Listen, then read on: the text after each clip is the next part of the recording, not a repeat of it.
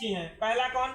विष्णु वैश्वानर साक्षी। ये जो कलश है, कलशस्य मुखे विष्णु, कलश के मुख में विष्णु जी का वास होता है। कंठे रुद्र समाजता, कंठ में जो गला होता है जिसमें रक्षा बांधा जाता है, उसमें रुद्र जी का यानी शंकर जी का, भोले जी का वास होता है। और हमारे सर्वप्रथम अगर कोई हमारा विवाह के साक्षी है तो विष्णु जी हैं। दूसरा कहते हैं विष्णु वैश्वानर साक्षी, ये योजक नाम की अग्नि का स्थापना हुआ है जो आपके विवाह के साक्षी हैं।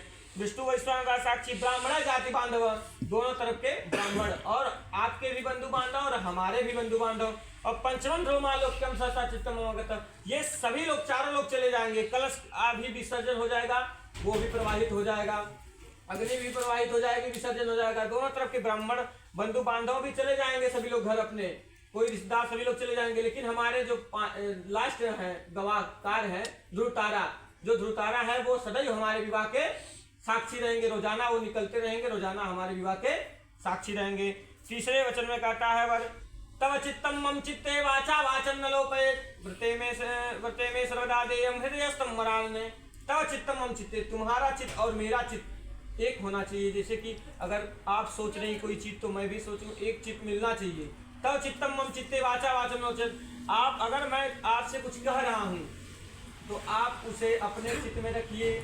तब चित्तम मम चित्ते वाचा वाचन लोपयेत, ना ही आप मुझसे तू तड़ाक करिए। अगर मैं कोई चीज समझा रहा हूँ आपसे, कोई चीज कह रहा हूँ तो आप अपने तक सीमित रखिए और उसे समझिए। वाचा वाचन लोपयेत, ना ही हमसे आप वार्तालाप करिए कि नहीं ऐसे नहीं, ऐसे होना चाहिए। जैसे आप कह दिए ये आम का पत्ती है, आप कह दिए इमली का पत्ती है तो इनको मानना पड़ेगा ये इमली का पत्ती है। नहीं, आपसे ऊंची आवाज में बात करना है। और आप जो भी आप कह रहे हैं उनको हृदय में रखना है। ये नहीं कि आप कह के गए ये दूसरे तीसरे से कहने लगे, तो इसमें जब चार लोगों से कहेंगे तो चार विवाद होगा, बात बढ़ेगा। तो तव चित्तम मम चित्ते वाचा वाचन लोपयेत, आपको उसी में अपने हृदय में ही रखना है। कहते हैं ये वर महोदय का तीसरा वचन है। चौथे वचन में कहता है वर मम तुष्टे च कर्तव्याम बंधुनाम भक्तिरादरात् ममाज्ञां प्रतिपालयिषां पतिव्रत परायणे। कहते हैं कि मम तुष्टि से कर्तव्य, मुझे जिस प्रकार से संतोष हो आप वही काम करिए। अगर जो मुझे गलत लग रहा है कि ये गलत है, आपको ये नहीं करना चाहिए, तो आपको नहीं करना है। कहते हैं मम तुष्टि से कर्तव्यम, आपका कर्तव्य है हमारे बंधु बांधव का सेवा सत्कार करना है। हमारे माता पिता का, जो भी हमारे रिश्तेदार आए उनका सेवा सत्कार करना है। भक्ति राधात ममज्ञां प्रतिपालयिषां, मेरी आज्ञा का पालन करना है। ममज्ञां प्रतिपालयिषां पतिव्रत प्राणी, यही पति व्रता नारी का परिचय है जो कि अपने पति का बात माने और अपने बड़ों का आदर सत्कार करे और जो भी पति का जिस प्रकार से संतुष्टि हो वही काम करे। यही पत्नी का कार्य होता है पति के लिए।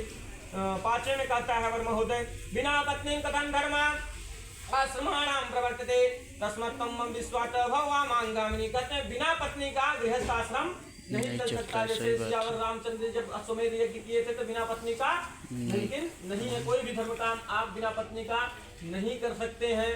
अतः आप मेरी विश्वास पात्र वामांगी बनिए, जो कि हमारा विश्वास आपसे हो तब आप वामांगी बनिए। कहते प्रेम से बोलो सियावर रामचंद्र के जय।